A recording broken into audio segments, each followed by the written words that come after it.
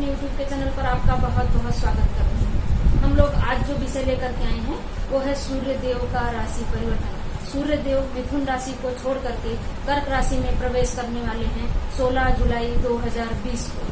मिथुन में अभी तक वो बुध और राहु के साथ पूरे 1 महीने तक गोचर किए हुए थे। अभी 16 जुलाई को वो कर्क राशि में प्रवेश करेंगे। हालांकि मिथुन राशि भी उनकी मित्र राशि थी और कर्क राशि भी उनकी मित्र राशि ही रहेगी। लेकिन देखने वाली बात यहाँ ये है कि कर्क राशि में सूर्य जब आएंगे तो यहाँ पर इनकी समसप्तक युति जो रहेगी, ये समसप्तक रहेंगे शनि के साथ। मतलब इनका आमना सामना शनि मकर राशि में बने हुए हैं, इसलिए शनि की पूर्ण दृष्टि सूर्य के ऊपर रहेगी और सूर्य की पूर्ण दृष्टि शनि के ऊपर रहेगी। इस तरह से एक द्वंद्व योग बनता है जब भी शनि और सूर्य की आपस में समसप्तक दृष्टि होती है। तो सूर्य का यह राशि परिवर्तन आप सभी राशि वालों को क्या प्रभाव देने वाला है, किस तरह से आप इसका अगर कुछ नेगेटिव प्रभाव है तो बच सकते हैं, इन्हीं सब चीजों को आज आप मेरे इस एपिसोड में देख पाएंगे। उससे पहले दर्शक मित्रों, मैं एक चीज आपको बता दूं कि मैं आज बहुत खुश हूँ। मैं आज अपनी एक दर्शक के लिए बहुत खुश हूँ। हालांकि मेरे मोबाइल पर पर्सनल नंबर पर मेरे बहुत सारे ऐसे कमेंट पड़े हुए हैं। मैंने अगर 10,000 कुंडलियां देखी होंगी तो 9,999 लोग ऐसे हैं कि जिनका काम सफल हुआ और उन्होंने मुझे कमेंट भी किया, उन्होंने मुझे मैसेज भी किया कि मेरा काम सफल हुआ है। जब भी किसी का काम सफल होता है, वो लोग हमारे पास आए होते हैं या किसी भी जरिए से संपर्क किए होते हैं, उनका काम सफल होता है तो मैं बहुत खुश होती हूँ।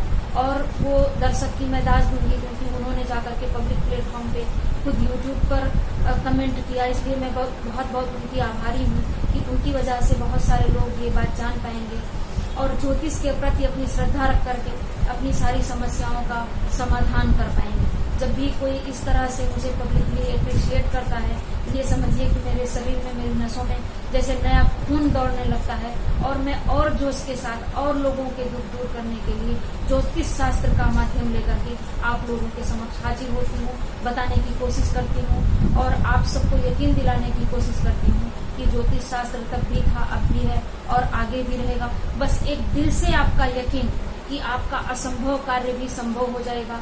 जो आपके भाग्य में लिखा हुआ है वो आप जरूर प्राप्त कर सकते हैं और आप अपने कर्मों के द्वारा भाग्य में अगर कुछ गलत भी है तो उसको सुधार भी सकते हैं, जैसा कि उस मेरी दर्शक के साथ हुआ।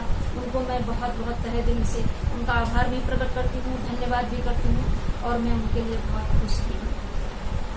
दर्शक मित्रों, सूर्य जो राशि परिवर्तन करने जा रहे हैं, जैसा मैंने आपको बताया कि शनि के साथ इनकी समसप्तक युति रहेगी, इसलिए इसको द्वंद्व योग बोला जाता है। इसलिए काफी लोगों के लिए ये चीज यहाँ पर देखने वाली बात रहेगी। कुछ रिश्तों में खटास, कुछ रिश्तों में उतार चढ़ाव, कुछ राशि वालों के लिए ऐसा होगा कि हो सकता है ये समसप्तक युति नहीं, ये समसप्तक प्रतियुति कहीं से उनको नेगेटिव प्रभाव भी दे। सूर्य ग्रहों के राजा माने गए हैं।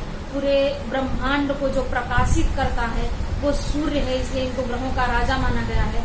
तो सरकार के कारक भी होते हैं, सत्ता के कारक भी होते हैं, बड़े बड़े IPS PCS अफसरों के कारक भी होते हैं, उच्च अधिकारियों के कारक होते हैं। तो ऐसे में शनि देव जो है वो जनता के कारक होते हैं। तो कहीं ना कहीं सरकार और जनता के बीच में आक्रोश भी इस समय देखा जा सकता है, किसी चीज को या किसी मुद्दे को लेकर के। हर तरह से प्रकाशवान रहने वाले पूरा दिन, चाहे कितना भी बड़ा से बड़ा व्यक्ति हो, कितना भी अमीर व्यक्ति हो और कितना भी गरीब व्यक्ति हो, सूर्य देव कभी भी कोई अंतर नहीं करते। उनका प्रकाश हमेशा एक जैसा ही अमीर, गरीब, छोटा बड़ा, जीव जंतु सबके ऊपर पड़ता ही रहता है। सूर्य देव सिंह राशि के कारक हैं और अभी अपनी ही राशि से द्वितीय द्वादश करने वाले हैं ये, क्योंकि अपनी राशि से 12वें भाव में गोचर करने जा रहे हैं। सिंह राशि में 20 अंश तक मूल त्रिकोण के होते हैं सूर्य देव। और देखने वाली बात है कि ये मेष राशि में उच्च के और तुला राशि में नीच के हो जाते हैं, 10 अंश तक उच्च के और 10 अंश तक नीच के माने जाते हैं सूर्य देव। इसलिए सूर्य का यह राशि परिवर्तन और भी कई मायनों में बहुत ही अहम है, क्योंकि सूर्य जब भी मकर राशि में प्रवेश करते हैं तो उस समय 6 महीने तक 6 राशियों तक इनका जो गोचर रहता है वो उत्तरायण कहा जाता है। और इस समय जब ये कर्क राशि में प्रवेश करते हैं तो कर्क राशि से लेकर के धनु राशि तक 6 राशियों का ये गोचर जो है वो दक्षिणायन कहा जाता है। हालांकि दक्षिणायन सूर्य को बहुत अच्छा नहीं माना जाता है। लोग कहते हैं दक्षिणायन सूर्य में किसी की मृत्यु हो तो उसको नरक लोक मिलता है, लेकिन फिर भी स्वर्ग या नरक अपने अपने कर्मों से मिलता है। सूर्य का दक्षिणायन एक तरह से तो बहुत अच्छा नहीं माना जाता है, क्योंकि स्वराशि को पार करते हुए ये दक्षिणायन में ही नीच के भी होते हैं, तुला राशि में भी रहते हैं। इसलिए इन सब चीजों को ध्यान में रखते हुए मैं आज आपके लिए सूर्य का यह गोचर लेकर के आई हूँ। सभी राशियों के ऊपर इनका प्रभाव लेकर के आई हूँ। लेकिन मैं ये उम्मीद करती हूँ, आशा करती हूँ, मुझे पूरा यकीन है, जिस तरह से कोरोना महामारी फैली हुई है और जिस तरह से अभी सभी पूरा विश्व इससे त्रस्त है, तो सूर्य का यह राशि परिवर्तन कहीं ना कहीं उस महामारी को भी कंट्रोल करने में अपना सहयोग देगा, योगदान होगा सूर्य का, और हम लोग इस महामारी से जीत सकते हैं। जिस तरह आप लोग देख सकते हैं कि धीरे धीरे अगर आप देखेंगे तो आंकड़ा बढ़ रहा है, लेकिन डेथ रेट काफी कम हो रहा है। तो जिस तरह से डेथ रेट कम हो रहा है, उसी तरह से हम लोग उम्मीद करेंगे कि आगे जाकर के ये परिवर्तन सूर्य का, ग्रहों का जो है वो कोरोना नामक महामारी को एकदम से खत्म कर दे। दर्शक मित्रों, काफी कुछ हद तक मैं कल अपनी फ्रेंड से बात कर रही थी, मैं उसको आपके साथ बता रही हूँ कि मेरा अपना सोचना क्या है, मानना क्या है। एक स्कूल होता है, उसका एक क्लास होता है, उस क्लास के अंदर एक अध्यापक होते हैं, टीचर होते हैं, और वो टीचर उन सभी बच्चों को, वहाँ पर मौजूद सभी 10, 20, 50 बच्चों को एक जैसा ही पढ़ाती है। टीचर भी एक जैसे, सब्जेक्ट भी एक जैसा, ब्लैक बोर्ड भी एक जैसा, वहाँ पर बैठा हुआ जितना भी बच्चा है वो सभी एक जैसा। लेकिन उसमें से जो 2-4 बच्चे ही होते हैं वही अव्वल आते हैं, सभी के सब बच्चे 99, 94, 95 इस तरह से नहीं ले आते। कहने का मतलब ये है कि आपका जिस तरह से कर्म रहेगा, आप जिस तरह से मेहनत करोगे चीजों से निकलने के लिए, निपटने के लिए, मुसीबतों से निकलने के लिए, अपने जीवन में सिद्धि प्राप्त करने के लिए, उसी हिसाब से आपको सफलता मिलेगी। टीचर तो सबके ऊपर अपना प्रकाश, अपनी रोशनी एक जैसे ही डालता है। उस रोशनी को आपको कितना ग्रहण करना है, कितनी मेहनत करनी है कि आप सफलता प्राप्त कर सकें, वो आपके ऊपर निर्भर है। दर्शक मित्रों, हम लोग बात करेंगे मेष राशि की। मेष राशि से पंचम भाव के कारक होकर के चतुर्थ भाव में गोचर करेंगे सूर्यदेव। चतुर्थ भाव भूमि, भवन, मकान, वाहन, माता का है, तो कहीं ना कहीं माता पिता के झगड़े का शिकार आपको होना पड़ सकता है। इस चीज का ध्यान रखें। प्रेम में आपको सफलता मिलेगी। नया रोजगार भी अगर आप सोचते हैं तो इस समय शुरू कर सकते हैं। काफी समय से अगर आप एक मकान लेने की कोशिश कर रहे थे, खासकर आप ऐसे इलाके में रहते हैं जहाँ पर सी बीच हो, वहाँ पर मकान लेने की कोशिश कर रहे थे, तो आपको एक बहुत ही सुंदर मकान मिल सकता है। लग्जरियस लाइफ जीने वाले हैं, अभी 1 महीने में आप महंगे महंगे अप्लायंसेस अपने घर में ले आने वाले हैं। हर तरह से सूर्य का यह गोचर आपको भूमि, भवन, मकान अगर लेने की सोच रहे थे, वाहन लेने की सोच रहे थे, तो उसमें सफलता दिलाने वाला है। माँ का पूरी तरह से आपको सहयोग मिलेगा। माँ के समान किसी स्त्री का भी आपको इस समय सहयोग मिल सकता है। फार्म हाउस खोलना चाह रहे थे, कहीं ना कहीं खेती कर रहे हैं, तो खेती से भी आपको यहाँ पर सफलता मिलने के योग दिख रहे हैं। गायत्री मंत्र का जाप आपको अवश्य करना चाहिए। हम लोग जिस अगली राशि की बात करेंगे वो राशि है वृषभ। वृषभ राशि से तृतीय भाव में सूर्य का गोचर हो रहा है। चतुर्थ के कारक बन के सूर्य देव पराक्रम भाव में बैठ रहे हैं। वृषभ राशि वालों, बहुत ही अच्छा आपके लिए सूर्य का यह गोचर माना जाएगा। हर तरह से आपके पराक्रम में वृद्धि होने वाली है। छोटे भाई बहनों से बिगड़ा हुआ संबंध जो था वो सुधरने वाला है। भाग्य उदय होने वाला है। नई नौकरी के योग बनने वाले हैं। छोटी बड़ी यात्राओं से लाभ होने वाला है। किसी ईश्वर की कृपा आपको मिलने वाली है। हर तरह से सुखों के साधनों में वृद्धि होने वाली है। तृतीय भाव के सूर्य किसी भी राशि में हो, जबरदस्त फल देते हैं इंसान को। एकाएक इंसान अपने आप को उड़ता हुआ महसूस करता है। इतना पराक्रम आ जाता है उसके अंदर कि वो कुछ भी कर गुजरने की चाह रखता है, हिम्मत रखता है और कर भी गुजरता है। आपके लिए सर्वश्रेष्ठ परिणाम अगर चाहते हैं तो नई नौकरी भी आप इस समय पा सकते हैं। बॉस से आपका रिलेशन ना बिगड़े, इस चीज का विशेष आप ध्यान रखें। आपको चाहिए कि आप रोज सूर्य नारायण को थोड़ा सा दूध डालकर जल देते रहें। आदित्य हृदय स्रोत का पाठ करते रहें। हम लोग जिस अगली राशि की बात करेंगे वो राशि है मिथुन। आपकी ही राशि से निकल करके सूर्य देव आपकी वाणी भाव में जा रहे हैं। तृतीय के कारक होकर के लाभ भाव में गोचर कर रहे हैं, तो अनेक तरह से लाभ की संभावनाएं तो आपके जीवन में बन रही हैं। लेकिन सूर्य का यहाँ पर बैठना, क्योंकि सूर्य राजा के कारक है, वाणी में कठोरता ले आता है। अनायास ही हम गुस्सा करने लगते हैं, परिवार के ऊपर हावी होने की कोशिश करते हैं। जिस बात का आपको विशेष ख्याल रखना चाहिए। पति पत्नी से रिश्ते भी कहीं बिगड़ सकते हैं, प्रेम में है तो भी वहाँ पर कहीं ना कहीं कुछ अनबन होने का चांस है। हालांकि यहाँ पर सूर्य धन लाभ के अनेक अवसर देंगे, लेकिन सूर्य और शनि का जो ये समसप्तक संयोग है, अष्टम भाव में आपके शनि बैठे हुए हैं। अगर लंबी दूरी की यात्रा कर रहे हैं तो विशेष तौर पर ध्यान रखिए, कुछ चीजें चोरी ना हो जाए, इस चीज का ध्यान रखिए। अपनी वाणी पर कंट्रोल रखिए। हाँ, एकाएक धन लाभ या एकाएक किसी वसीयत के जरिए भी आपको यहाँ पर लाभ होता दिख रहा है। पैतृक संपत्ति में विवाद था तो वो खत्म हो करके आपको उसका भी इस समय लाभ मिल सकता है। मिथुन राशि वालों, आपके लिए भी अगर 5 मूंग के दाने डाल करके सूर्य को अर्घ देते हैं और ओम आदित्याय नमः का जाप करते हैं तो आपके लिए बहुत बेहतर परिणाम दिखेंगे। कर्क राशि वालों, आपके लाभ भाव के स्वामी होकर के लग्न में आ रहे हैं। लग्न में जब सूर्य देव होते हैं तो वो राजा के कारक हैं। लग्न में आते हैं तो ऐसी फीलिंग आती है कि राजाओं वाली फीलिंग आती है। कुछ भी कर गुजरने का हिम्मत, कुछ भी कर गुजरने का जज्बा इंसान के अंदर होता है। काफी समय से रुके हुए कार्य आपके बनने वाले हैं। आपको अनेक तरह से सफलता के योग बनने वाले हैं। परिवार का सहयोग आपको जरूर मिलेगा। यहाँ पर धन लाभ की भी स्थिति दिखाई दे रही है, नए व्यवसाय की भी स्थिति दिखाई दे रही है। लेकिन आपको भी बेवजह गुस्सा करके परिवार के ऊपर हावी होना या परिवार से कटुता बरतना सही बात नहीं रहेगी। समसप्तक हो रहे हैं, शनिदेव 7वें भाव में बैठे हैं, सूर्य से परस्पर दृष्टि संबंध बनाए हुए हैं, तो पत्नी से किसी बात को लेकर के बहुत जोर का झगड़ा या मतभेद हो सकता है। पार्टनरशिप में धंधा कर रहे हैं तो पार्टनर से भी यहाँ पर अनबन होने के पूरे योग बने हुए हैं। इन सब चीजों का अगर ध्यान रखते हैं तो सूर्य का यह गोचर आपके लिए शुभ परिणाम देने वाला होगा। आपको चाहिए कि आप मलया गिर चंदन पानी में घोल करके और भगवान सूर्य को अर्घ दें और ओम सूर्याय नमः या ओम रवय नमः का जाप करें। एक माला तो आपके लिए बहुत अच्छा हो जाएगा। भगवान शिव की भी आराधना कर सकते हैं सूर्य का शुभ फल पाने के लिए। हम लोग जिस अगली राशि की बात करेंगे वो राशि है सिंह। सिंह राशि के ही कारक बन रहे हैं सूर्य देव और लग्नेश होकर के 12वें भाव में जा रहे हैं। इसलिए सिंह राशि वालों, आपके लिए कहीं ना कहीं ये परिणाम नेगेटिव रहेगा, क्योंकि 12वें भाव में लग्नेश का जाना कुछ न कुछ नकारात्मक प्रभाव जरूर देता है। व्यय अधिक होता है, बेवजह खर्चे बढ़ जाते हैं, शारीरिक मानसिक तकलीफ होने लगती है। कहीं ना कहीं कुछ एकाएक रोग में बहुत ज्यादा पैसा चला जाता है। खटपट वाली संभावनाएं बनी रहती हैं। कहीं ना कहीं से आपको एकाएक जैसे डर जैसा लगने लगेगा। नौकरी भी खोने का डर इंसान को लगने लगता है। लेकिन अगर आप विदेश जाना चाह रहे थे और ये समय आपको लगता है कि उचित है तो आप विदेश जाने में सफलता प्राप्त कर सकते हैं। विदेश में जाकर के एक अच्छी नौकरी प्राप्त कर सकते हैं। वैसे आप जहाँ हैं वहाँ भी अगर आप सोचते हैं तो वहाँ पर भी एक नई और अच्छी नौकरी आप पा सकते हैं। नौकरी में प्रमोशन के भी योग है, ट्रांसफर के भी योग बन रहे हैं। आंखों का विशेष ख्याल रखिए, आंखों में जलन, इन्फेक्शन, एलर्जी हो सकती है, इस चीज का ध्यान रखेंगे और आदित्य हृदय स्त्रोत का पाठ करते रहेंगे, सूर्य को जल देते रहेंगे तो हर तरह से आपकी समस्याओं का समाधान हो जाएगा। हम लोग जिस अगली राशि की बात करेंगे वो राशि है कन्या। कन्या राशि से 12वें भाव के कारक होकर के 11वें भाव में सूर्य का यह गोचर कन्या राशि को बहुत अत्यधिक धन लाभ देने वाला है। हर तरह से शुभ फलदायी रहेगा कन्या राशि वालों। आपके लिए यह गोचर आपको एकाएक धन लाभ के अनेक अवसर प्राप्त होंगे। शेयर सट्टे में अगर आपने इन्वेस्ट किया था तो वहां से आपको लाभ प्राप्त होने वाला है।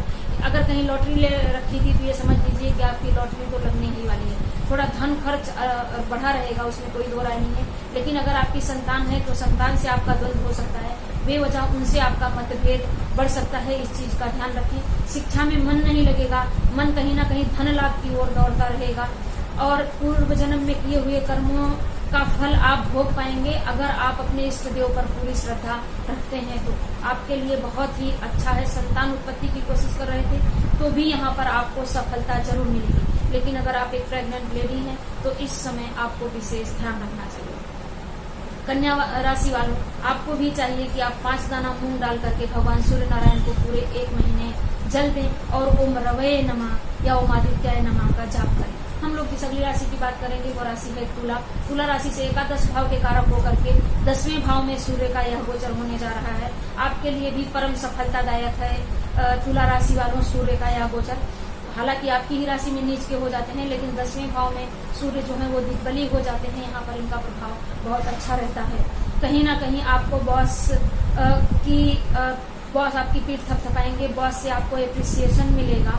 नई नौकरी अगर चाहते हैं तो वो भी मिलेगी, नौकरी में प्रमोशन भी हो सकता है। प्रमोशन के साथ आपको ट्रांसफर भी हो सकता है।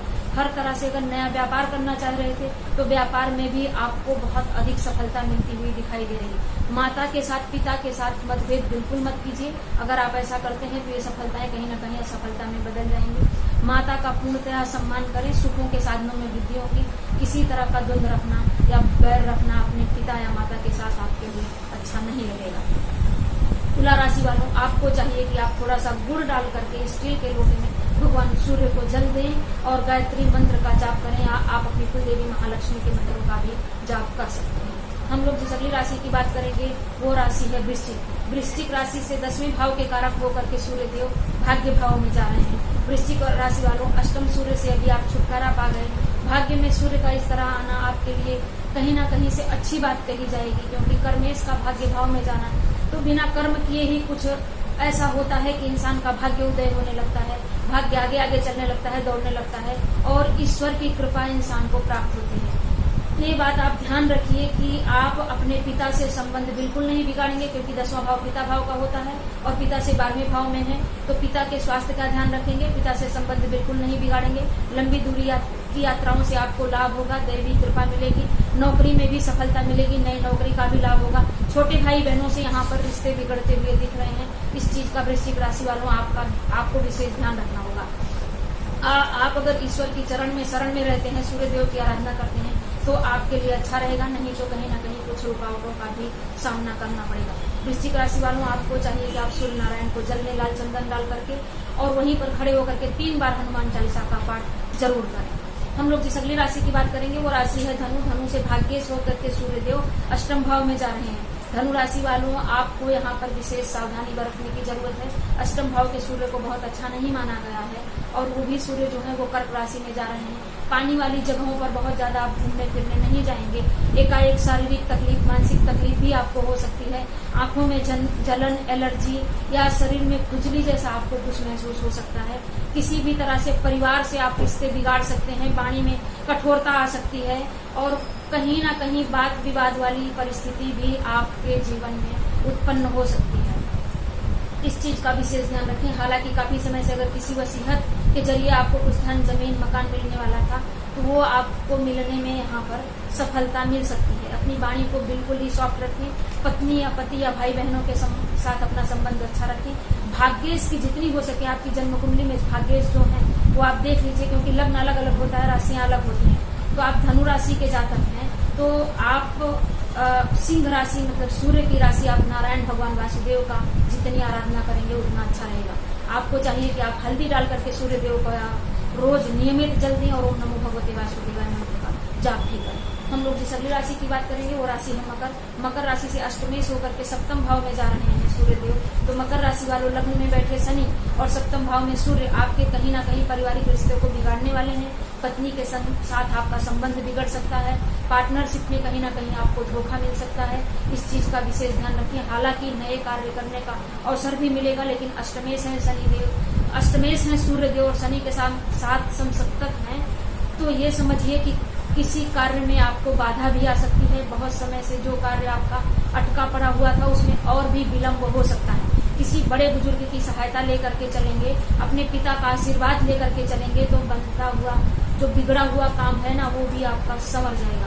पत्नी का जितना भी हो सके उतना सम्मान करें। मकर राशि वालों, यहाँ पर अगर जरा सा भी आपने पत्नी का अपमान किया तो आग में घी डालने वाली बात होगी। डाइवोर्स तक भी आपकी नौबत आ सकती है, आपकी बात जा सकती है। काले तिल डाल करके सूर्य को अर्घ दें। आदित्य हृदय स्त्रोत का पाठ करें। हम लोग जिस अगली राशि की बात करेंगे वो राशि है कुंभ। कुंभ राशि से सप्तमेश होकर के सूर्य देव जो हैं वो अभी जा रहे हैं 6वें भाव में। परम कारक, काफी समय से रुके हुए कार्य आपके बनने लगेंगे। अगर काफी समय से आपका कोई कोर्ट कचहरी में विवाद चल रहा था तो वो भी सुलझने वाला है। सरकार का सहयोग आपको मिलने वाला है। एक नई नौकरी की संभावना आपको बन रही है। शत्रु आपके प्रबल होंगे, लेकिन शत्रु बढ़ेंगे भी, मरेंगे भी, अपने आप ही समाप्त हो जाएंगे।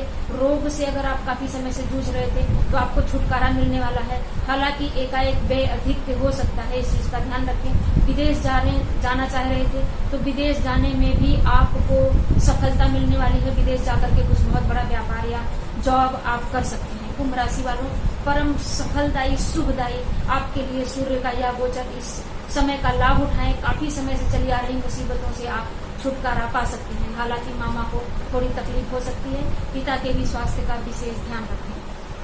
आपको भी चाहिए कुछ उर्द के दाने या काले तिल डाल करके भगवान सूर्य को अर्घ दें। गायत्री मंत्र का खूब जाप करें ताकि सूर्य का यह गोचर आपको शुभ फलदायी हो। हम लोग जिस अगली राशि की बात करेंगे वो राशि है मीन। मीन राशि से 6वें भाव के कारक होकर के 5वें भाव में जा रहे हैं, तो आपके लिए भी ये सफलता वाला समय रहेगा। मीन राशि वालों, पूर्व जन्म में किए हुए कार्यों का घर होता है 5वां भाव, शिक्षा और संतान का होता है, तो संतान के जीवन में सफलता के बहुत सारे योग बनेंगे। शिक्षा में आपका मन लगेगा। किसी कॉम्पिटिटिव एग्जाम में बैठ रहे थे तो इस समय आपको जरूर सफलता मिलेगी। एकाएक धन लाभ भी होगा। हालांकि यहाँ पर समशक्तक बड़े भाई के घर से हो रहे हैं, तो बड़े भाई से आपके रिश्ते बिगड़ सकते हैं। एटीट्यूड ना दिखाएं। अपने परिवार को, अपने भाई बहन को, अपने मित्रों को आप साथ लेकर चलें। अगर साथ लेकर के चलते हैं तो मित्रों का ढेर सारा सहयोग भी मिलेगा। नहीं तो किसी पुराने मित्र से बहुत जबरदस्त दुश्मनी हो सकती है आपकी। इस चीज का आप ध्यान रखें। कहीं शेयर सट्टे में इन्वेस्ट किए हुए थे तो आपको भी धन लाभ का योग है। कहीं लॉटरी ली हुई थी तो उसमें भी आपको धन लाभ का योग है। आपको भाग्य का साथ मिलेगा, अपने लग्नेश का साथ मिलेगा। हर तरह से शुभ फलदायी रहेगा आपके लिए। काफी समय से अगर आप भूमि भवन मकान वाहन लेने की सोच रहे थे तो उसमें भी आपको सफलता मिलने वाली है। आपके इष्ट देव की कृपा भरपूर बरसने वाली है आपके ऊपर। बस अपने पुराने संबंधों को सहेज कर रखें मीन राशि वालों। दर्शक मित्रों, ये था सूर्य का गोचर जो होने जा रहा है 16 जुलाई से। कुछ नहीं समझ पा रहे हैं तो आप मुझसे प्रश्न करें। आपकी कोई समस्या है तो आप YouTube पर कमेंट करें। मेरे चैनल को प्लीज सब्सक्राइब करें। मेरे इस ज्ञान को बढ़ाएं। मुझे पैसे का कोई लालच नहीं है कि ढेर सारे सब्सक्राइबर हो मुझे पैसे मिलने लगे। बस मुझे इस चीज का लालच है कि मेरे ज्ञान का प्रचार प्रसार हो और आप सभी लोग उस ज्ञान का लाभ पा सकें। सब्सक्राइब करें। नमस्कार।